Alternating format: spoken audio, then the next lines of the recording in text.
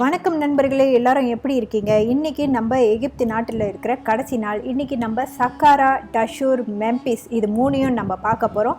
அதோட இன்றைக்கி நம்ம கூட வர்றது அலி. உங்களுக்கு நல்லா தெரிஞ்சவர், நம்மளோட மொதல் எபிசோடில் எனக்கு ஏர்போர்ட் ட்ரான்ஸ்ஃபர் செஞ்சார்ல, அவரை தான் இன்றைக்கி நான் அழைச்சிட்டு போகிறேன்.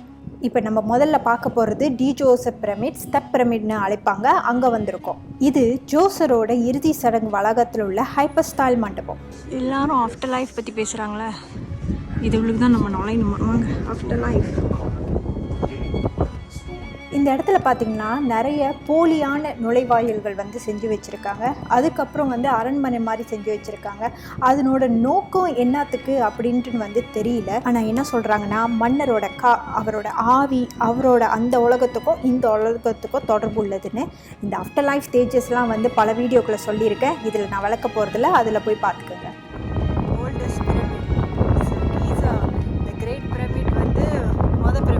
இந்த பிரமிடு 197 அடி உயரம், 60 மீட்டர், 6 படிக்கட்டுகளில் வந்து கட்டப்பட்டிருக்கு. பாருங்களேன், உங்களுக்கு பார்த்தாலே தெரியுது. 11.6 மில்லியனுக்கான அடிங்க. கற்கள் மற்றும் களிமண்ணை பயன்படுத்தி தரையில் கட்டியிருக்காங்க. இதுதான் எகிப்தியன் கட்டின முதல் பிரமிடு. இதுதான் ஸ்டெப் பிரமிட்குள்ளே போகிற உண்மையான நுழைவாயில். ஆனால் இதுக்கு முன்னாடி போலியான பல நுழைவாயில்கள் இருந்துதான். இந்த பிரமிட்டுக்குள்ளார 3.5 மைல் 5.5 கிலோமீட்டர் நீளம் கொண்ட சுரங்க பாதைகள் வந்து இருக்கு. இந்த பிரமிட்டை 3ஆம் வம்சத்தை சேர்ந்த ஃபேரோ டி ஜோசர் இந்த ஸ்டெப் இல்லைன்னா படிக்கட்டு அமைப்பில் வந்து இந்த பிரமிட்டை கட்டியிருக்காரு. இவரோட உடலையும் வந்து இதுக்குள்ளார தான் அடக்கம் பண்ணியிருக்காங்க. அதோட உயரம் பாருங்களேன், கரெக்டாக எனக்காகவே செஞ்ச மாதிரி இருக்கு. நான் பார்த்த கல்லறைகளில் இந்த கல்லறை பார்த்த தாங்க எவ்வளோ அழகாக சுத்தமாக இருக்குது பாருங்களேன். அந்த கீழே அண்டர் கிரவுண்டு எவ்வளோ அழகாக இருந்துச்சு. நான் நினச்சி கூட பார்க்கல. அது ஒன்று பார்க்க இந்த படத்துலலாம் பார்ப்போமா, அதே மாதிரி இருந்துச்சு. அவ்வளோ அழகாக இருக்கு. எவ்வளோ கீழே இருக்கு பாருங்க. இந்த சைன் போர்ட்டை பார்த்தாலே தெரியுதுங்க இன்னும் எவ்வளோ இருக்குது இந்த இடத்த சுற்றின்னு. இது பெரிய இடங்க. நம்ம சும்மாவே எல்லா இடத்தையும் வந்து ஒன்று விடாமல் சுற்றி பார்ப்போம். இந்த இடத்துல இவ்வளோ நிறையா இடங்கள் இருக்குன்னா நம்ம விடுவோமாங்க? எல்லாத்தையும் பட்டுன்னு பார்த்துட்டு தான் கிளம்புறோம். இப்போ நம்ம வந்திருக்கிறது வந்து உனாஸ் பிரமிட். 5ஆம் வம்சத்தில் இறுதி மன்னரான உனாஸ் என்பவர் அவரோட ஆட்சி காலத்தில் கிமு 2345 கிமு 2315 காலகட்டத்தில் கட்டியிருக்காரு.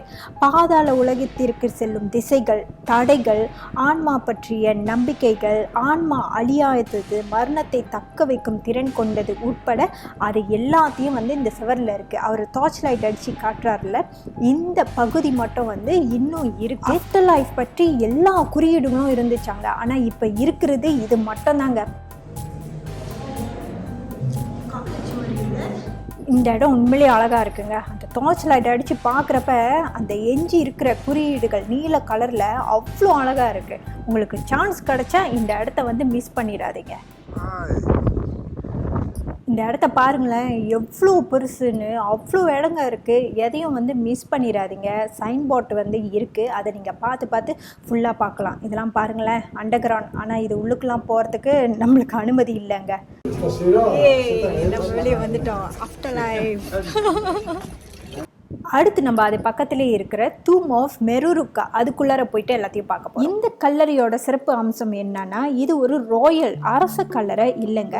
முதல்ல இந்த மெருருக்கா யாருன்னு பார்ப்போமே. எகிப்தின் 6வது வம்ச காலகட்டத்தில் எகிப்திலேயே ரொம்ப பவர்ஃபுல் அதிகாரிகளில் ஒருவராக மெருருக்கா பணியாற்றி இருக்காரு. இவர் பல பட்டங்களை வச்சிருந்ததுனால ராஜாவுக்கு அடுத்து இவரை தான் எல்லோரும் ரொம்ப மதிப்பாங்களாம். இந்த கல்லறையில் பார்த்தீங்கன்னா மொத்தம் 33 அறைகள் இருக்கு. இவர் சாதாரண அதிகாரி மட்டும் இல்லைங்க, டெட்டியோட மகள் இளவரசியை கல்யாணம் செஞ்சு அரசரோட மருமகனாவும் ஆகியிருக்காரு. இவரோட கல்லறை மட்டுமின்றி இவரோட மனைவி, மகன்கள் கல்லறைகள் எல்லாமே இங்கே தான் இருக்கு. போய் பார்ப்போம். போகக்கூடாதுன்னா இதை போட்டிருப்பாங்க.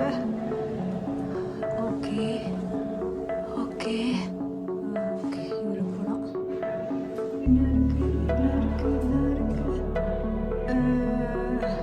தெரில என்ன இருக்குன்னு ஓடி போயிடுவோம் நம்ம. அண்டர் கிரவுண்ட் இருக்குது, ஆனால் மூடிட்டாங்க. டால்பின் மாதிரியே இருக்குது.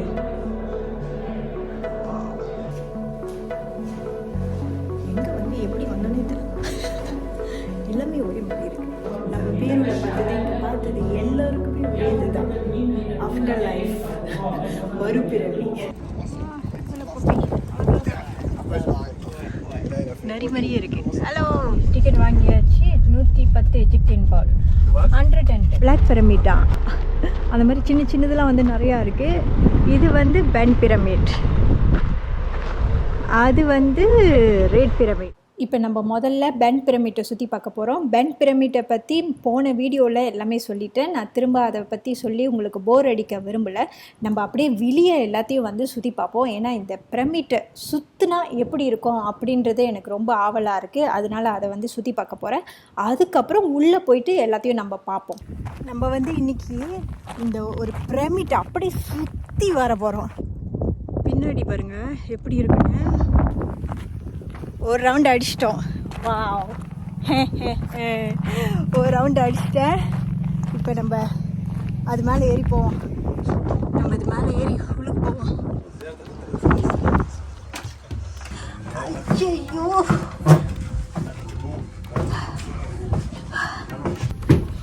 இது ஒன்றும் ரொம்ப கீழே இருக்கு.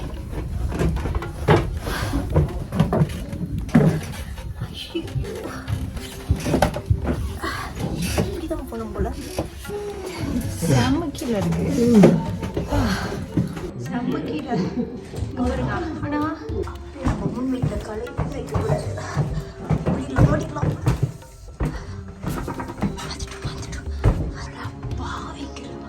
இன்னொரு படியா.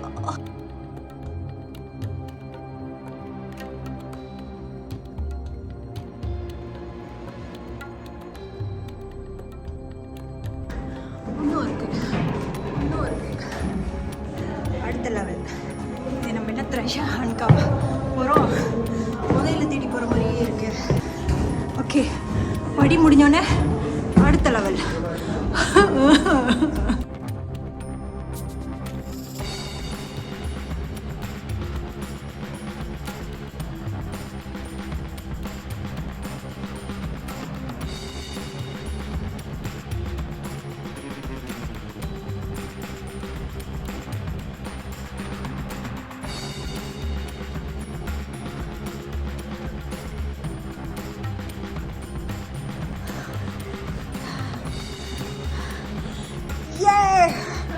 ஓகே, வா. என்னடா இவ்வளோ கஷ்டப்பட்டு உள்ளுக்கு வந்து பார்த்தா ஒன்றுமே இல்லை அப்படின்ட்டுன்னு டிசப்பாயிண்டடாக ஆகாதீங்க. அந்த காலத்தில் நம்ம பிரமிட்டெல்லாம் பற்றி படிக்கிறப்ப பாதையெல்லாம் இவ்வளோ கஷ்டமாக செஞ்சுருந்தாங்க. சுரங்கப்பாதைகள், தங்கங்கள் அப்படின்னு வச்சுருந்தாங்க. ஸோ அதெல்லாம் எப்படி செஞ்சுருக்காங்க, அறைகள்லாம் எப்படி வச்சுருக்காங்க அப்படின்றத வந்து நம்ம சொந்தமாக எக்ஸ்பீரியன்ஸ் பண்ணுறதுக்கு தான் உள்ளுக்கு வந்தோம். மேலே இருக்க கஷ்டமாக இருக்குது, அதனால் நான் திரும்பி போயிட்டுருக்கேன். வந்தாச்சு. அது உள்ளுக்கு போகணுமா அப்படின்னு கேட்டிங்கன்னா எனக்கு கஷ்டமாக இருந்துச்சு. உள்ளுக்கு போகிறது ஈஸி, வெளியே வர்றது வந்து கொஞ்சம் கஷ்டமாக தான் இருக்குது. போயிட்டு வந்தேன்னா கால் தானாகவே நடுக்குது. நீங்கள் மேபி சின்ன பேக் மாட்டிக்கணும், நான் கொஞ்சம் இந்த பேக் மாட்டிருக்கனால கொஞ்சம் கஷ்டமாக இருக்குது எனக்கு. இதுதான் வந்து ரெட் பிரமிட். நம்ம எங்கே திரும்ப போகிறோம். ரெட் பிரமிட் பற்றியும் வந்து நான் போன வீடியோவில் சொல்லியிருந்தேன். அதனால் இந்த வீடியோவில் திரும்ப திரும்ப சொல்லி போர் அடிக்க விரும்பலை. நம்ம ரெட் பிரமிட் உள்ளுக்கு போயிட்டு அப்படி கொஞ்சம் சுற்றி பார்த்துட்டு வருவோம். இது கொஞ்சம் பரவாயில்ல, அதுதான் கஷ்டமாட்டான். இவ்வளோ தூரம் வந்துட்டு இதெல்லாம் செய்யாமல் போனேன். எப்படி நம்ம செய்வோம், காடு வலிச்சாலும் செய்வோம். ஐயா, ஓகே.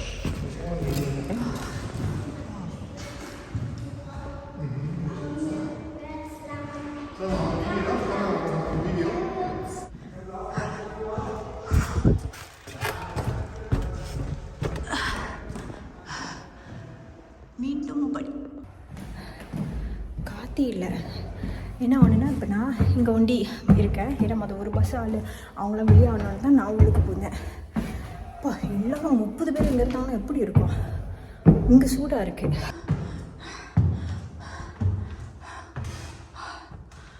திரும்ப இன்னொரு செம்பர். ஓகே, என்ன இருக்கு, என்ன இருக்கு.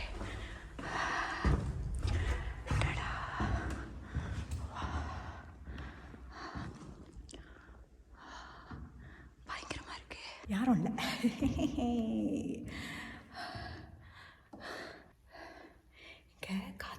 பாருங்க எப்படி இருக்குதுன்னு.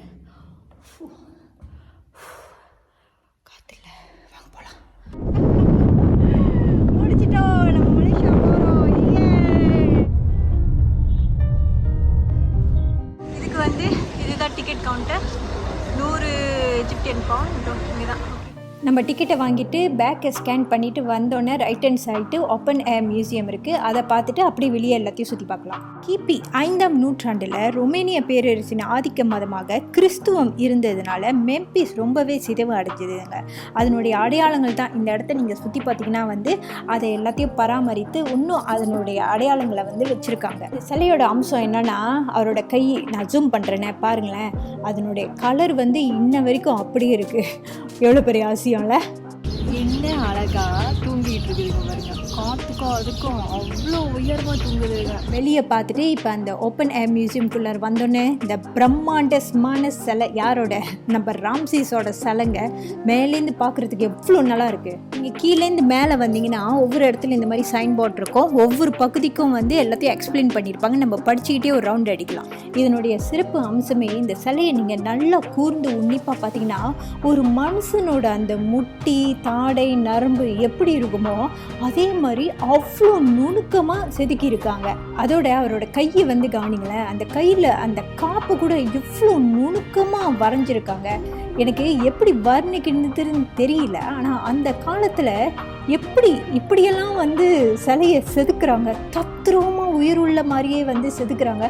அப்போ அந்த எஜிப்தியனோட கலை எப்படிப்பட்டதுங்க. அது பேங்க் உள்ளுக்கு வச்சுட்டு இது பாருங்க, தஹே ஸ்கொயர். அது இந்த கதவு திறந்து வந்தோன்னே தான் வந்து தெரியும் தஹே ஸ்கொயர் அப்படின்ட்டுன்னு. இதுதாங்க லேண்ட்மார்க். இது பக்கத்தில் தான், இதுளுக்கு நுழைஞ்சோடனே ஹாஸ்டல் இருக்குது. கால் போன போக்கில் அப்படியே நடந்து போயிட்டுருக்கேன். காலையில் சாப்பிட்டுது, பசிக்குது. அதனால வந்து என்னென்ன சாப்பாடு அப்படியே எனக்கு பிடிச்சிருக்கோ அப்படியே வாங்கிட்டு நடந்துக்கிட்டே சாப்பிட்டுக்கிட்டு போயிட்டுருக்கேன். ஏன்னா எனக்கு இங்குள்ள பில்டிங்கை வந்து ரொம்ப பிடிக்கும். அதோடு வந்து போகிற வர மக்களுங்களை பார்த்துட்ருக்கவும் எனக்கு ரொம்ப பிடிக்கும். ஏன்னா எனக்கு இன்றைக்கி ஃப்ளைட்டு 10:30 மணிக்கு. அதனால கடைசியாக வந்து அப்படியே பார்த்துக்கிட்டே போயிட்டுருக்கேங்க. அது ரொம்ப ஜாலியாக இருக்கும். எங்கே போகிறோன்னு தெரியாமல் கால் போன போக்கில் நடந்து போகிறதுல ஒரு சுகம் இருக்குது. அப்போ எல்லாத்தையும் வந்து பார்த்து முடிச்சுட்டு அப்படியே எனக்கு ராத்திரி சாப்பிட்றதுக்கு வந்து டேக்அவே ஆர்டர் பண்ணிவிட்டு போயிட்டுருக்கேன். இது வந்து என்னோட டாம், மிக்ஸ் டாம்ங்க. மேலே கீழே அப்படின்ட்டுன்னு மொத்தம் 6 பேர் இங்கே தங்குற மாதிரி அழகாக வசதியாக செஞ்சு வச்சுருக்காங்க. எனக்கு பிடிச்சதே இந்த வாசகம். பெட்டுக்கிட்ட அழகாக வந்து அந்த ஒரு சின்ன டேபிள் மாதிரி திறந்தால் வந்து நம்மளோட வாட்டர் பாட்டில் வச்சுக்கலாம். ப்ளக் பாயிண்ட் எல்லாமே வசதியாக செஞ்சு வச்சுருக்காங்க. ஊபருக்கு வெயிட் பண்ணுற விட்டோம் இந்த ஹாஸ்டலோட பூனை கூட விளாண்டுட்டு இங்கே எனக்கு புது ஃப்ரெண்டெல்லாம் கிடச்சாங்க. அவங்க கூட பேசிவிட்டு அப்புறம் நான் கிளம்பிட்டேன். இங்கேருந்து ஏர்போர்ட் போகிறதுக்கு 150 எஜிப்தியன் பவுண்ட் மட்டுமே. மொதல் எபிசோடில் நீங்கள் பார்த்தீங்கன்னா ஏர்போர்ட் ட்ரான்ஸ்ஃபர் $30. ஆனால் பரவாயில்லைங்க, என்றைக்குமே புதுசாக ஒரு நாட்டுக்கு போகிறப்ப ஏர்போர்ட் ட்ரான்ஸ்ஃபர் ரொம்ப ரொம்ப முக்கியம். போகிறதுக்கு முன்னாடியே நீங்கள் ஏற்பாடு பண்ணிடுங்க. அதுக்கப்புறம் அந்த நாட்டுக்கு போனோடனே என்னென்ன பப்ளிக் டிரான்ஸ்போர்ட் இருக்கோ அதை நீங்கள் பார்த்துக்கலாம். இவங்களை நான் வந்து பாத்ரூமில் பார்த்து நாங்கள் 2 பேரும் கூட்டாளி ஆகிட்டோம். இதோட நம்மளோட எஜிப்ட் சீரீஸ் முடிவடையுதுங்க. அடுத்த சீரீஸ் சோலோ ட்ரிப் இல்லை, என் கூட இன்னொருத்தவங்களும் வந்திருந்தாங்க. கல்யாண ஷாப்பிங் பண்ண வேண்டியதாக இருந்துச்சு. இந்த வீடியோ போடுறப்பெல்லாம் நான் 15 நாள் போயிட்டு வந்துட்டேங்க. ஆனால் அந்த சீரீஸை நான் தீபாவளி முடிஞ்சு தான் போடுவேன்.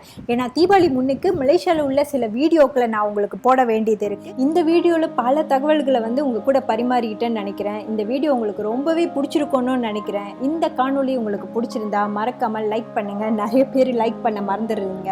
காமெண்ட் பண்ணுங்கள், ஷேர் பண்ணுங்கள். புதுசாக இந்த சேனலுக்கு வந்திருந்தீங்கன்னா சப்ஸ்கிரைப் பண்ணுங்கள். நீங்கள் கொடுக்குற உற்சாகம் தாங்க நான் இந்த மாதிரி பல அருமையான வீடியோக்களை வந்து போட முடியும். இப்போதைக்கு உங்களிடமிருந்து விடைபெறுவது உங்கள் நீரா செல்வி. பாய்.